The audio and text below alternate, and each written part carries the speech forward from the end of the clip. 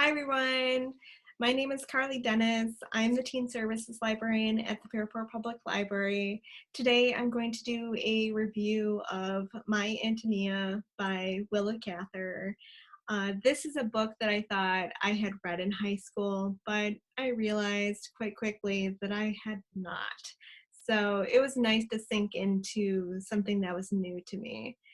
And I did a little research and learned that this book was published in 1918.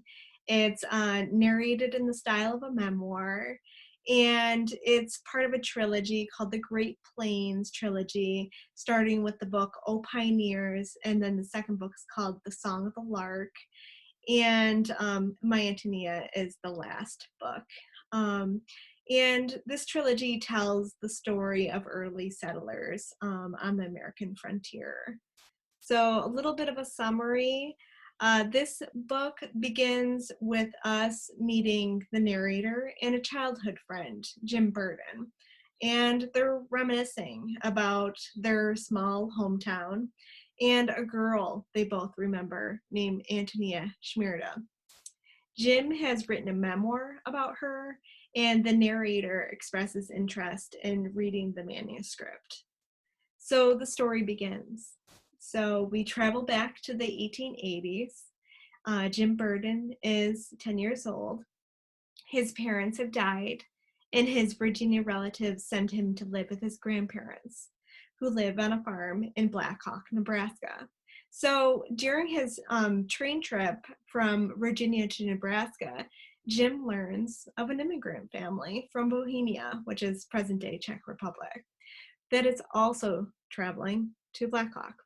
So this family includes the famous Antonia. And we learned that her family is buying land next to the Burdens. So Jim, he adores his grandparents and he falls in love with prairie life. The Burdens soon befriend the Schmierda family, and Jim and Antonia bond over their love of the land. Antonia eagerly learns English from Jim. They begin to have all sorts of adventures on the prairie together. Jim finds her confident and spirited, and as their friendship grows, he admires her a great deal. So, and this is just the beginning of their shared memories. So as the story continues, we learn that, some people, they get in trouble with a local money lender. Someone gets injured while building a barn. We learn grisly stories of why people left their mother countries. Winter comes, and things get really rough. Antonia's father is frail and homesick and unable to provide for his family. The Schmierdas do not have enough clothing and food to survive the winter. The Burdens do their best to help, but snow traps everyone in their homes. Antonia's father eventually commits suicide.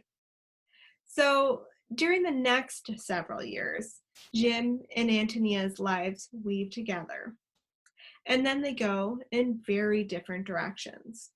Jim goes off to college in Lincoln and then eventually Harvard.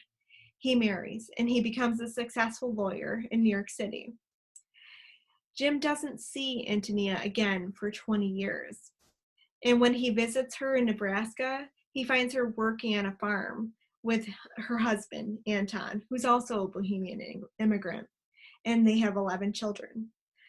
Memories of his childhood with Antonia overwhelm Jim, but he leaves Nebraska satisfied that he and Antonia will always be bound together by the past.